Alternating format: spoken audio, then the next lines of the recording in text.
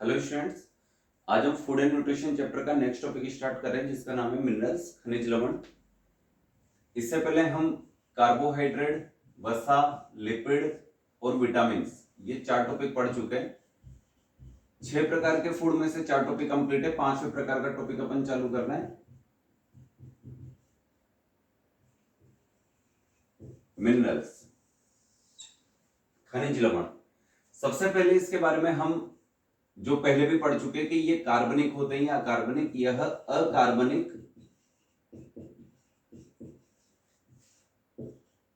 पदार्थ हैं।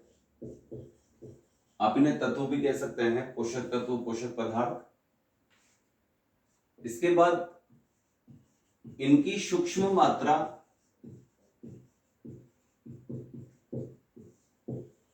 मानव शरीर के लिए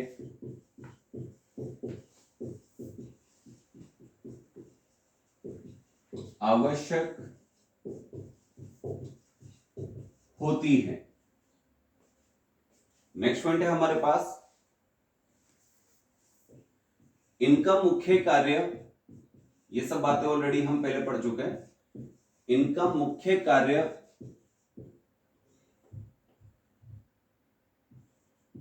मानव शरीर में होने वाली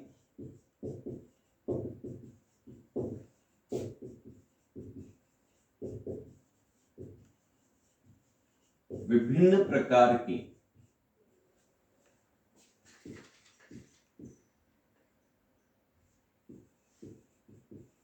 उपापचयी क्रियाओं, जिसे अपन ने मेटाबॉलिक एक्टिविटी भी कहा था या मेटाबॉलिक प्रोसेस भी कह सकते हो, को नियंत्रित व संपन्न करना है।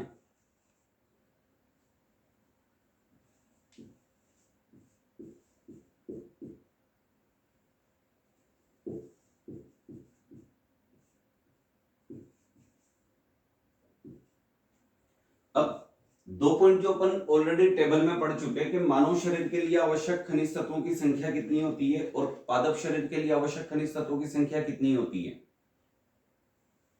तो मानव शरीर के लिए आवश्यक खनिज तत्वों की संख्या हमने लिखी थी 29 और प्लांट बॉडी के लिए आवश्यक खनिज तत्वों की संख्या हमने लिखी थी 17। तो दोनों पॉइंट में यहां पर लिख देता हूं, मानव शरीर के लिए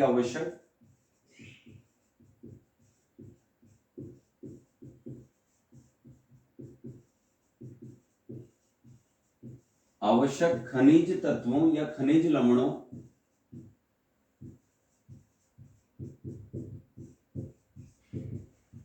की संख्या 29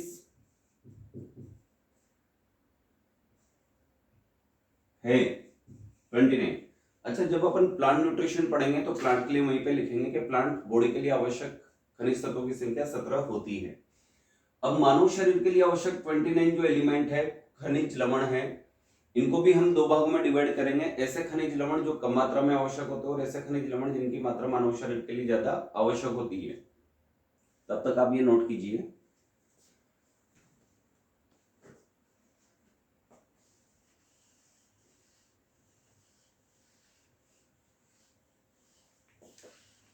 अब 29 एलिमेंट्स को अपन 2 भागों में बांटेंगे।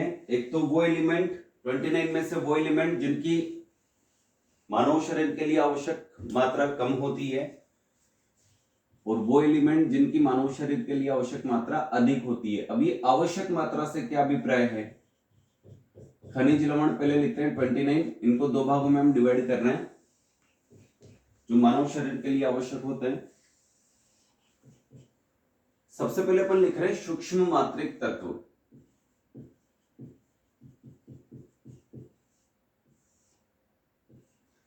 इन्हीं को साइंटिफिक लैंग्वेज में लेस अथवा ट्रेस एलिमेंट कहा जाता है। और दूसरे प्रकार के हैं अपने पास, ये सूक्ष्म मात्रा में आवश्यक होते हैं, तो दूसरे प्रकार के होंगे बृहत मात्रिक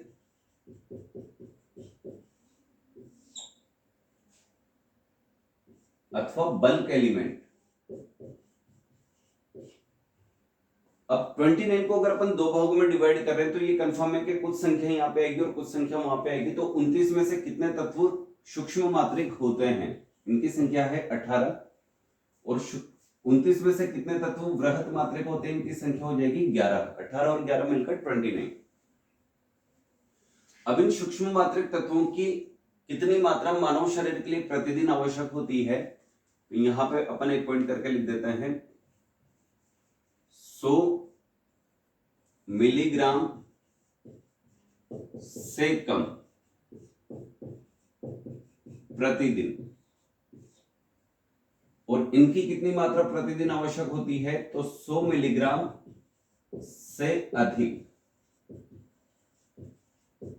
प्रतिदिन। यानी एक दिन में इन 18 तत्वों को 100 मिलीग्राम से अधिक मात्रा में लेना आवश्यक, 100 मिलीग्राम से कम मात्रा में लेना आवश्यक है, और वृहत मात्रिक तत्वों को 100 मिलीग्राम से प्रतिदिन अधिक मात्रा में लेना आवश्यक है। 29 जो खनिज तत्व हैं, इनमें से 18 तो होते हैं सूक्ष्म मात्रिक और 11 होते हैं वृहत मात्रिक। और इन सूक्ष्म मात्रिक तत्वों की आवश्यकता मनुष्य को प्रतिदिन 100 मिलीग्राम से कम होती है, जबकि वृहत मात्रिक तत्वों की आवश्यकता प्रतिदिन 100 मिलीग्राम से अधिक होती है। अब इन 18 तत्वों के नाम हम लिख लेते हैं।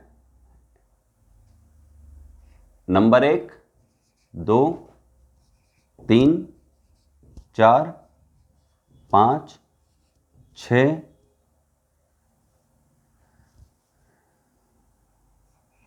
7, 8, 9, 10, 11, 12, 13, 14, 15, 16, 17 और 18। अभी 18 तत्व कौन कौन से हैं देख लो। सबसे पहले V, Cr, Mn, Fe, Co, Ni, B, F, Se,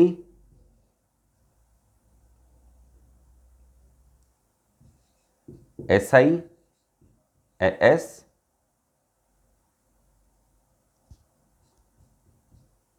MO,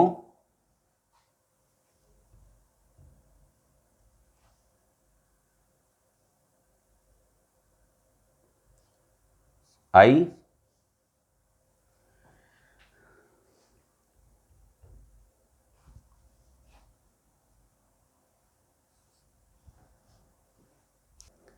इसको हम दो एलिमेंट यहां पर एडजस्ट कर लेते हैं 7 और 8 नंबर पे। इसको मैं यहां से मिटा देता हूं ताकि सीक्वेंस बन जाएगी जो आवर्त सारणी में है, कॉपर और जिंक।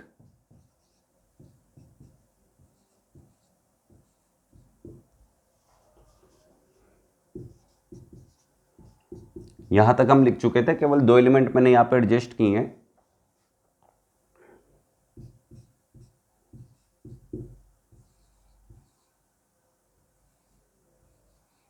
ये लो, ये टोटल हमारे 18 तत्व हैं जो मानव शरीर के लिए सूक्ष्म मात्रिक होते हैं। 100 मिलीग्राम से प्रतिदिन इन सबकी कम मात्रा आवश्यक होती है। वी का नाम है यहां पर वेनेडियम। ये नाम आपको पता होंगे, क्रोमियम, फिर भी लिख देता हूं मैं, मैग्नीज,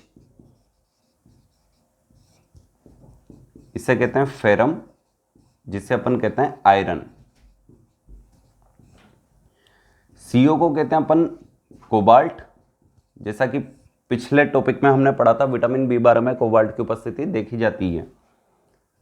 एनआई का मतलब है यहां निकल। सीयू को कहते हैं कुप्रम, और इसी को अपन कहते हैं कॉपर अथवा तांबा।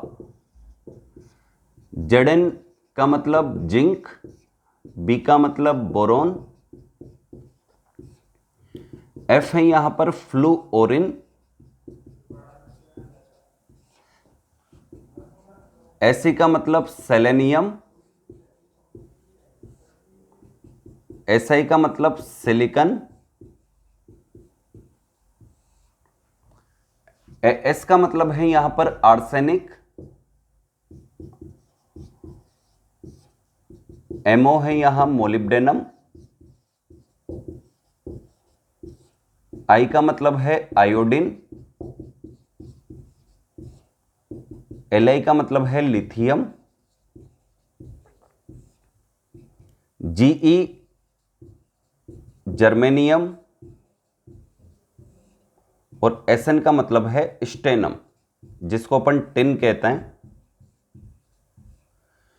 ये 18 एलिमेंट है जो मानव शरीर के लिए प्रतिदिन 100 मिलीग्राम से कम मात्रा में आवश्यक होते हैं, इसी वजह से इनको सूक्ष्म मात्रिक तत्व कहा जाता है। अब ऐसे तत्व जो 100 मिलीग्राम से प्रतिदिन अधिक मात्रा में आवश्यक होते हैं उन्हें वृत्त मात्रक तत्व या बल्क एलिमेंट कहा जाता है। इनकी संख्या 11 है। इनके नाम क्या है वो भी अपन देख लेते हैं। 1, 2, 3, 4, 5, 6, 7, 8, 9, 10 और 11।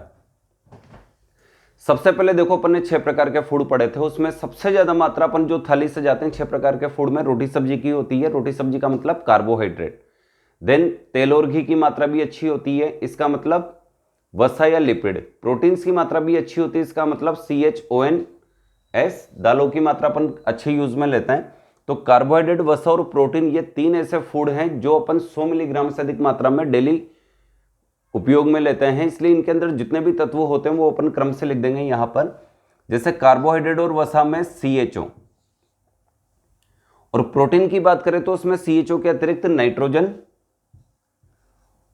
और साथ में S, ये भी प्रोटीन्स में पाया जाता है कुछ प्रोटीन्स में। तो कार्बोहाइड्रेट, वसा और प्रोटीन से मिलाकर अपन ने ये 5 एलिमेंट ले लिए यहां पर। एक और लेंगे अभी अपन फॉस्फोरस, लेकिन उसे थोड़ा बाद में लिखेंगे। अच्छा, ये CHONS चलो लिख ही लेते हैं यहां पर, ये लिख लिया फॉस्फोरस। ये 6 एलिमेंट ऐसे हैं जो कार्बोहाइड्रेट, वसा और प्रोटीन में पाए जाते हैं। C का मतलब कार्बन, H यानी हाइड्रोजन, O का मतलब है ऑक्सीजन, N का मतलब है नाइट्रोजन, S सल्फर जिसे अपन गंधक कहते हैं, P का मतलब है फॉस्फोरस।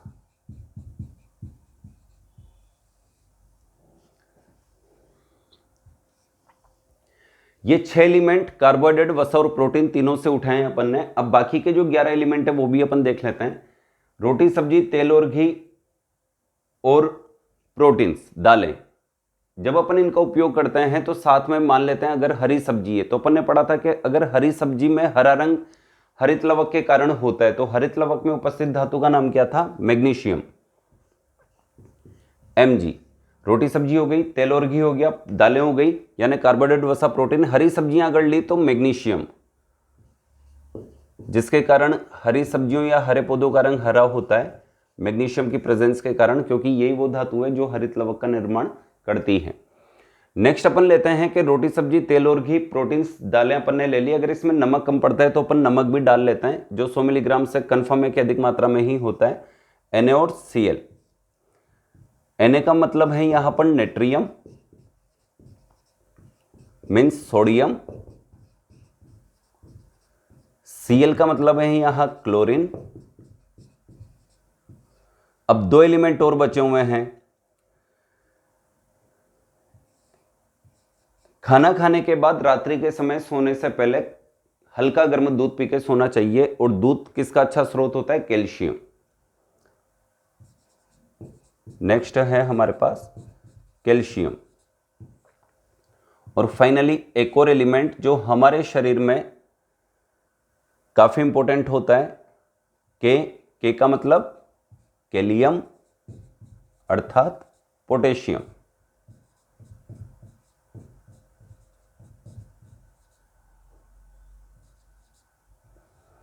ये 18 तत्व हो गए सूक्ष्म मात्रिक, ये 11 तत्व हो गए वृत्त मात्रिक। इनको नोट कीजिए आप।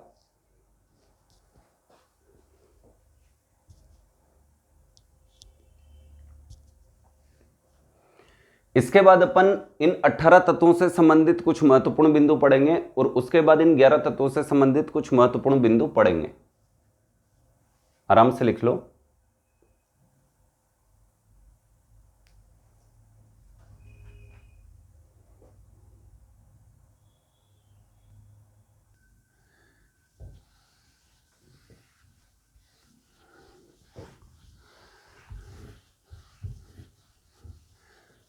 अब हम सूक्ष्म मात्रक और वृत्त मात्रक से संबंधित कुछ महत्वपूर्ण बिंदु लिखेंगे। तो नेक्स्ट टॉपिक आप लिख लीजिए, सूक्ष्म मात्रिक तत्व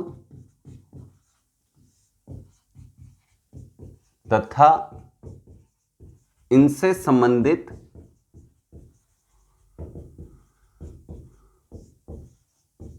कुछ महत्वपूर्ण बिंदु।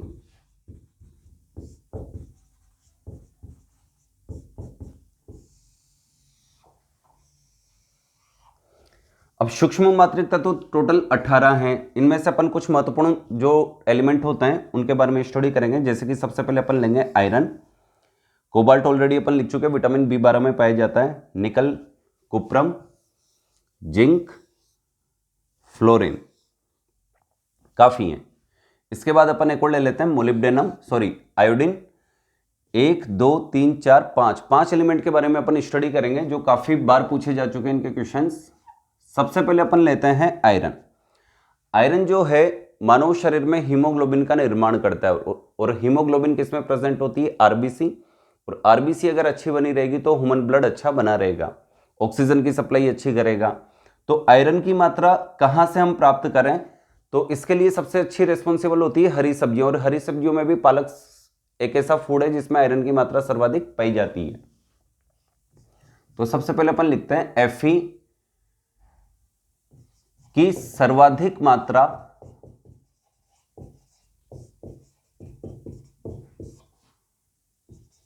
हरी सब्जियों,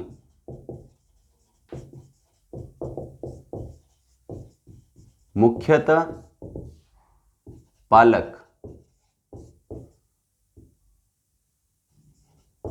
में पाई जाती है।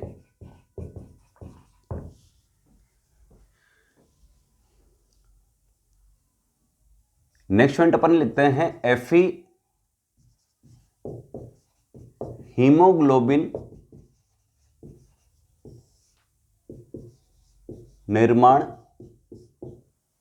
में सहायक धातु है। हीमोग्लोबिन निर्माण का कार्य करती है ये। नेक्स्ट पॉइंट हम लिखेंगे मानव शरीर में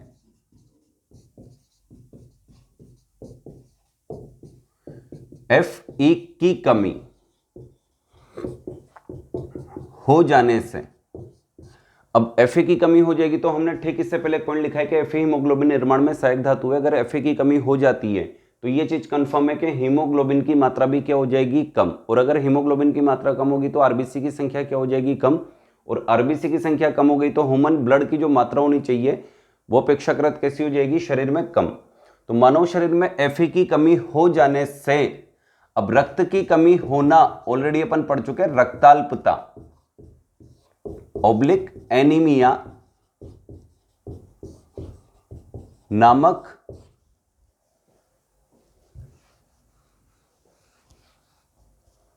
रोग हो जाता है। ये केवल पहला पॉइंट, पहला टॉपिक कंप्लीट किया अपन ने आयरन के बारे में। कोबाल्ट ऑलरेडी अपन लिख चुके हैं कि विटामिन B12 में कोबाल्ट की मात्रा देखी जाती है, उपस्थिति देखी जाती है। इसके बाद अपन लेते हैं कुप्रम। कुप्रम कॉपर तांबा।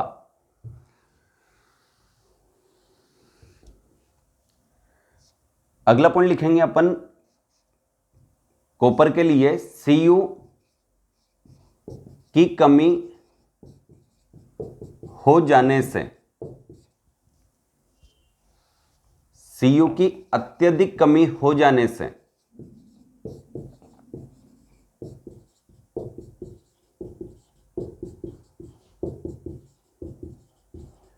मानव शरीर में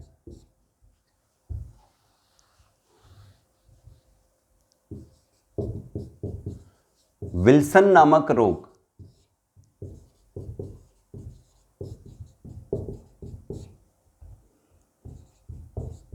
हो जाता है।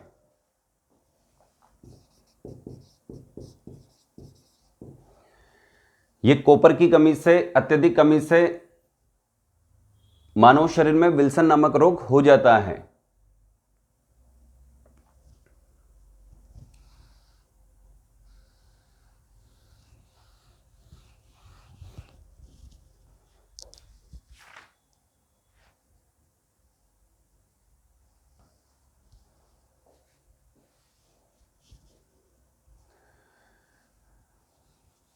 कॉपर की अधिकता लिखी है, अधिकता। वैसे तो कॉपर मानव शरीर के लिए काफी अच्छी धातु है, लेकिन अगर मानव शरीर में इसकी अधिकता हो जाती है, इसे करेक्शन कीजिए, मानव शरीर में अगर इसकी अधिकता हो जाती है तो मानव शरीर में एक डिजीज हो जाती है जिसका नाम है विल्सन।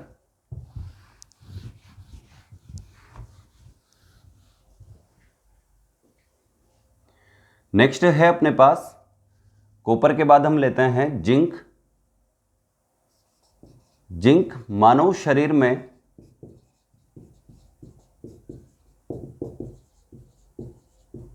शुक्राणु निर्माण का कार्य करती है, यानी स्पर्म प्रोडक्शन में सहायक धातु कौन सी है? जिंक। इसके बाद अपन लेते हैं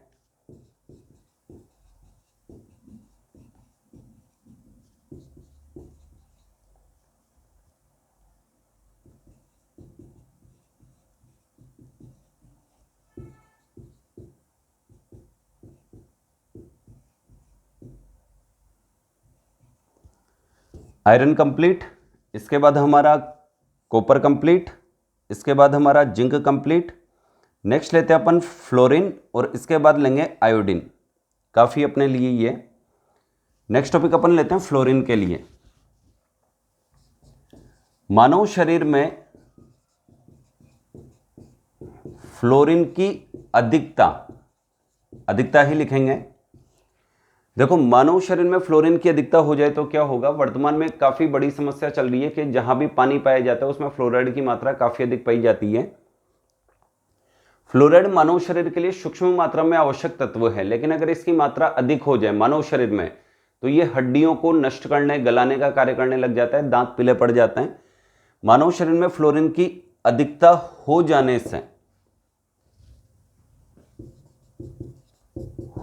से फ्लूओरोसिस नामक रोग हो जाता है,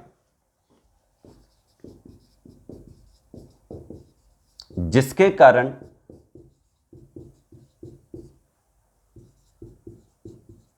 हड्डियां कमजोर व दांत पीले पड़ जाते हैं या होने लग जाते हैं। और सूक्ष्म मात्रिक तत्वों में आखिरी एलिमेंट अपन लिखेंगे आयोडीन। यहां तक आप नोट कीजिए।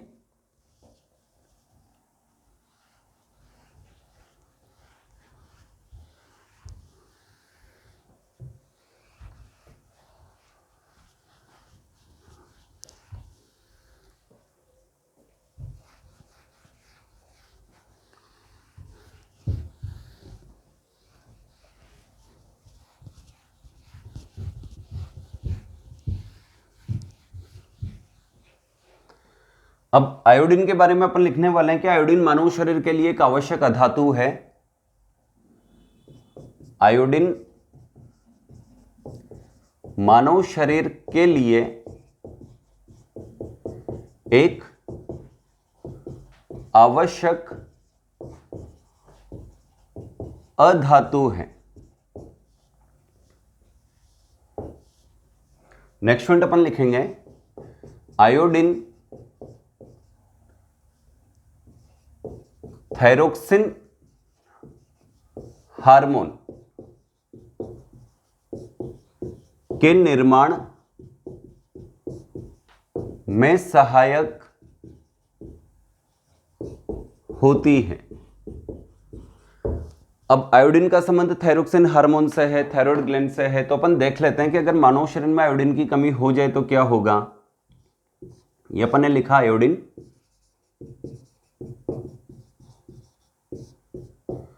इसको दो भागों में अपन डिवाइड कर रहे हैं। एक बार तो अपन करेंगे मानव शरीर में अगर इसकी कमी हो जाए तो क्या होगा, और एक बार डिवाइड कर रहे हैं कि मानव शरीर में अगर इसकी अधिकता हो जाए तो क्या होगा। देखो इधर, मानव शरीर में अगर आयोडीन की कमी हो जाती है तो इसकी कमी से गला सूजकर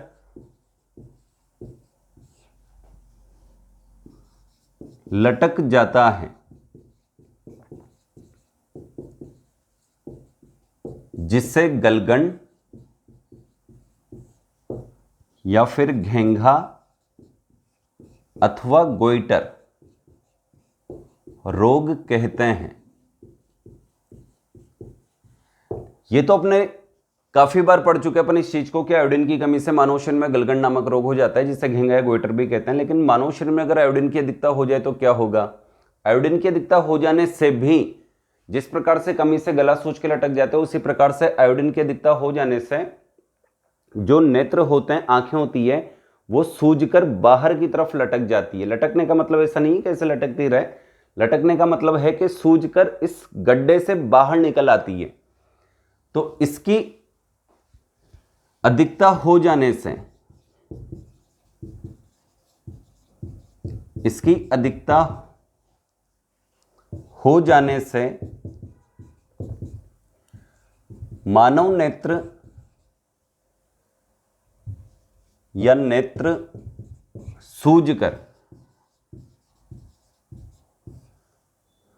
नेत्र कोटर से,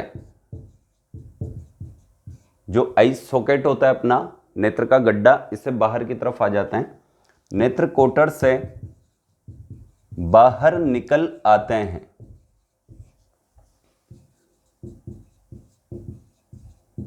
इस रोग को या जिसे नेत्रोत्सेंदी अथवा एक्सोफ्थैलेमिक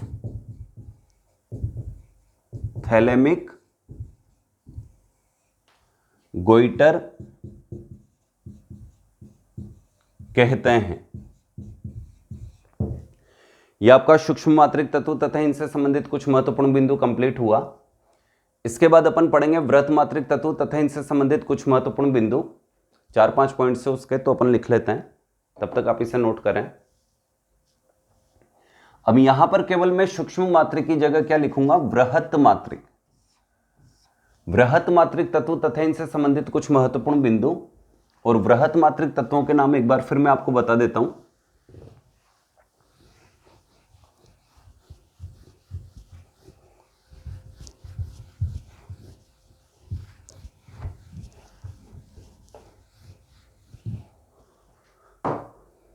वृहत मात्रिक तत्वों के नाम साइड में लिखते हैं अपन। सबसे पहले अपन ये पता करेंगे कि वृहत मात्रिक तत्वों की संख्या कितनी? 11।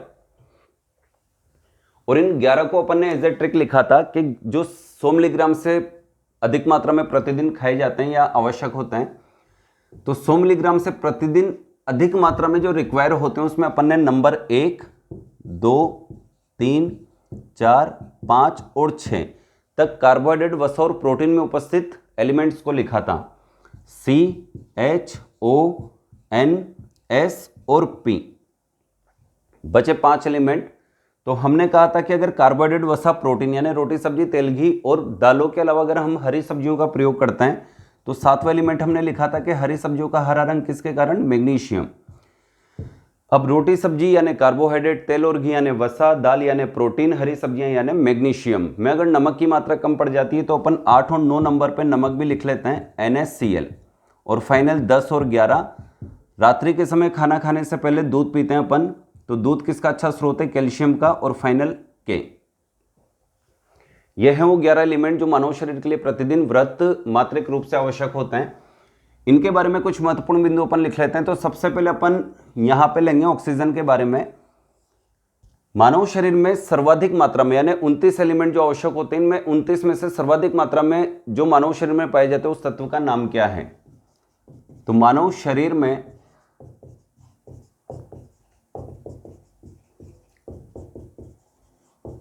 सर्वाधिक मात्रा में पाया जाने वाला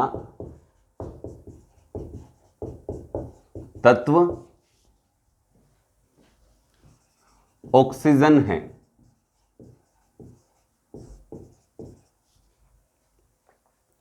अब इसकी सीक्वेंस देख लो। ऑक्सीजन की सीक्वेंस अपन लिखेंगे कि अगर ऑक्सीजन से कम मात्रा में पूछ ले कि कौन होता है उससे कम मात्रा में, या 4 एलिमेंट तक अपन लिख लेते हैं, जो सबसे ज्यादा बॉडी में पाए जाते हैं CHON। ये 4 एलिमेंट ऐसे हैं जो मानव शरीर में सर्वाधिक मात्रा में पाए जाते हैं। लेकिन सीक्वेंस क्या होगी, हमने अभी अभी लिखा है कि मानव शरीर में सर्वाधिक मात्रा में पाए जाने वाला तत्व ऑक्सीजन है, तो अपन ऑक्सीजन को उठाकर केवल क्या करेंगे, आगे लिख लेंगे, और ये बन गई इसकी सीक्वेंस। मानव शरीर में सर्वाधिक मात्रा में पाए जाने वाला तत्व है ऑक्सीजन, इससे कम होगा कार्बन, इससे कम होगा हाइड्रोजन, और सबसे कम होगा, यानी इन चारों में चौथे नंबर पे आएगा नाइट्रोजन। ग्रेटर देन का सिंबल लगा लेते हैं अपन यहां। अब परसेंटेज अगर पूछे तो लगभग 65% हुआ ही है। 18% होता है कार्बन, 10% होता है हाइड्रोजन, और 3% होता है हमारी बॉडी में नाइट्रोजन।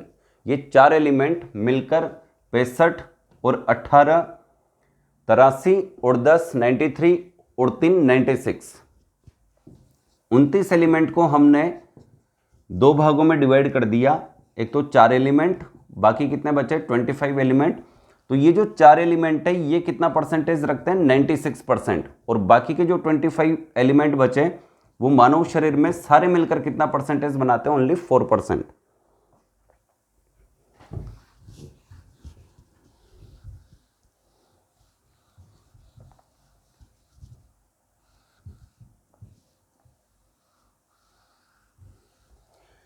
इसके बाद अपन नेक्स्ट वन लिखते हैं,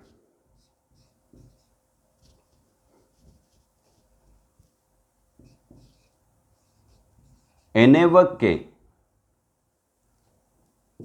मानव शरीर में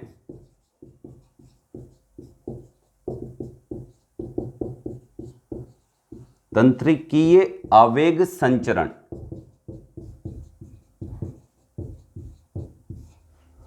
तंत्रिकीय आवेग संचरण का मतलब है, तंत्रिका को कहते हैं नर्व, आवेग को कहते हैं इंपल्स, संचरण को कहते हैं ट्रांसमिशन।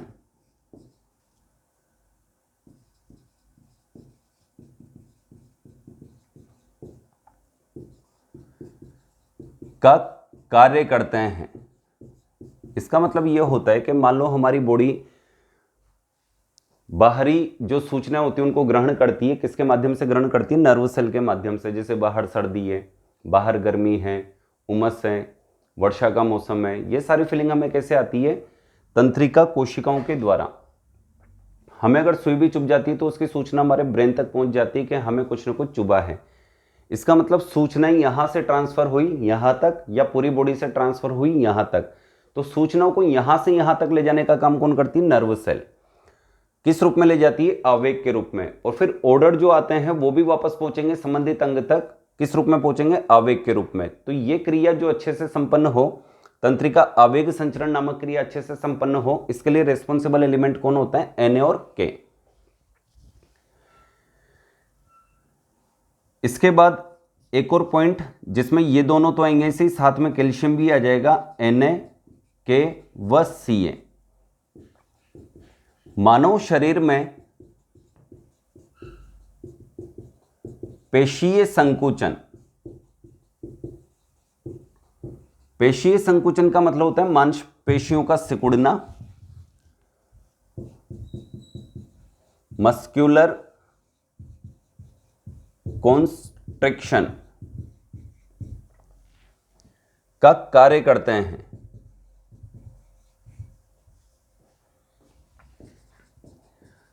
जब व्यक्ति बच्चा होता है, जवान होता है, तो उसकी जो त्वचा होती है वो बिल्कुल सिकुड़ी हुई होती है, लेकिन बुढ़ापे में क्या होता है, त्वचा ढीली पड़ जाती है और लटक जाती है।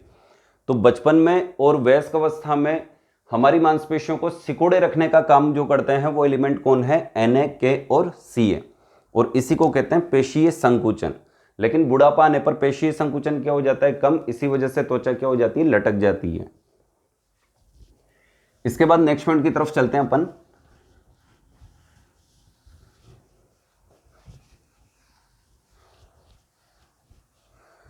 अगला हम लेते हैं CHONSP, 6 एलिमेंट ये हो गए। Mg हमने लिया था हरी सब्जियों के लिए, नमक के रूप में NaCl, और फाइनल दूध और P, ये हम पढ़ चुके हैं। इसके बारे में अपन लिख लेंगे, कैल्शियम और फास्फोरस, मैग्नीशियम Na हो गया, Ca हो गया, K के बारे में हम लिख चुके हैं। नेक्स्ट अपन लेते हैं दूध। कैल्शियम का सबसे अच्छा सोर्स यानी स्रोत दूध है। कैल्शियम व फास्फोरस मानव अस्थि यानी बोन, हड्डी का निर्माण करते हैं। ये लो, कैल्शियम और फास्फोरस के द्वारा ह्यूमन जो बोन होती है उसका निर्माण किया जाता है। नेक्स्ट अपन ले लेते हैं यहां पर क्लोरीन, नेट्रियम, सोडियम हो गया, कैल्शियम हो गया। एक और पॉइंट ले लेते हैं अपन,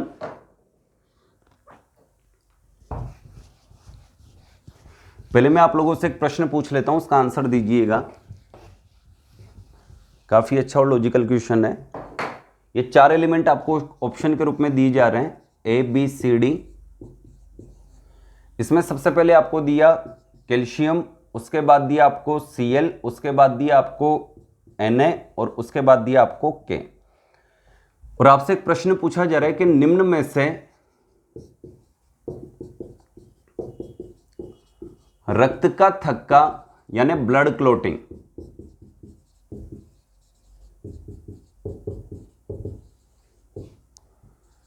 बनाने में सहायक है। अब निम्न में से ब्लड क्लोटिंग करने में सहायक कौन है? 4 चीजें दे दी अपने को, ABCD पढ़ लो, आंसर दो। तो फाइनली हमारा ध्यान कहीं ना कहीं डी ऑप्शन की तरफ जाता है। हम इसको राइट करके आ जाते हैं, लेकिन जब क्वेश्चन करके बाहर निकलते हैं तो हमें पता चलता है कि हम विटामिन के चक्कर में इस के पोटेशियम को टिक करके आ गए। तो रक्त का थक्का बनाने का काम अगर विटामिन पूछते तो अपन विटामिन के को टिक करते, लेकिन ये विटामिन के नहीं है, ये के कैलियम पोटेशियम है, एलिमेंट है। तो यहां पर ये गलत हो जाएगा, राइट आंसर जाएगा कैल्शियम। रक्त का थक्का निर्माण में सहायक तत्व है ये। कुछ पॉइंट्स हैं रक्त का थक्का निर्माण से संबंधित, मैं सारी यहां पे लिख देता हूं ताकि अपने को कहीं पे भी कंफ्यूजन ना हो। सबसे पहले कैल्शियम चल रहा है तो एक और पॉइंट लिख लेते हैं, कैल्शियम रक्त का थक्का यानी ब्लड क्लोटिंग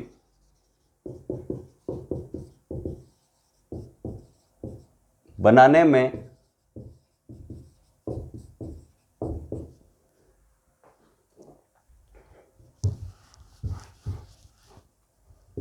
सहायक धातु है।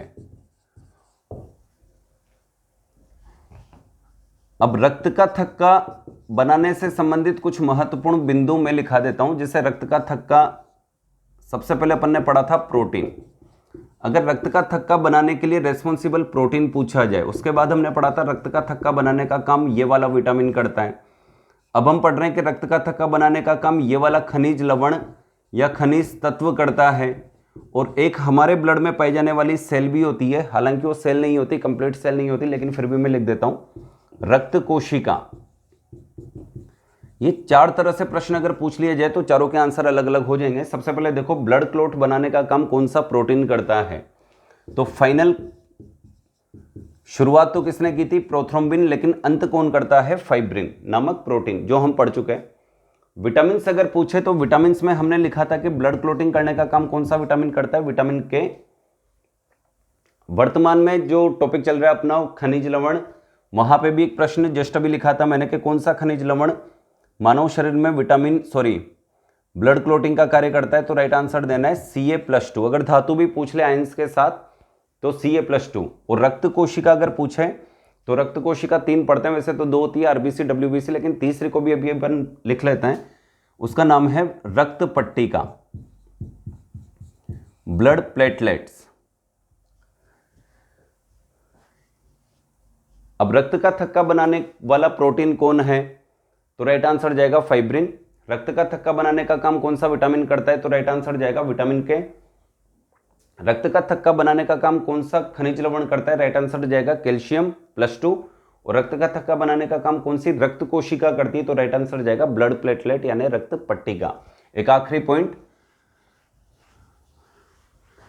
लास्ट एलिमेंट बचा हुआ है अपने पास के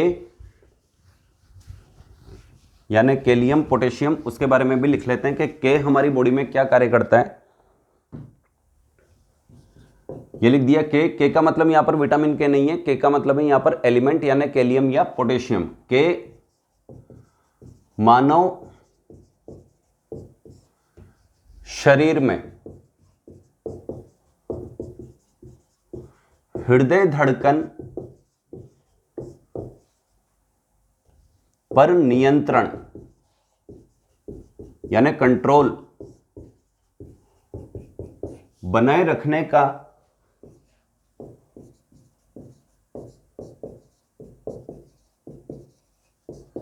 कार्य करता है। इसी के साथ आपका खनिज लवण नाम का टॉपिक कंप्लीट। नेक्स्ट टॉपिक में मिलेंगे अपन जिसका नाम है जल।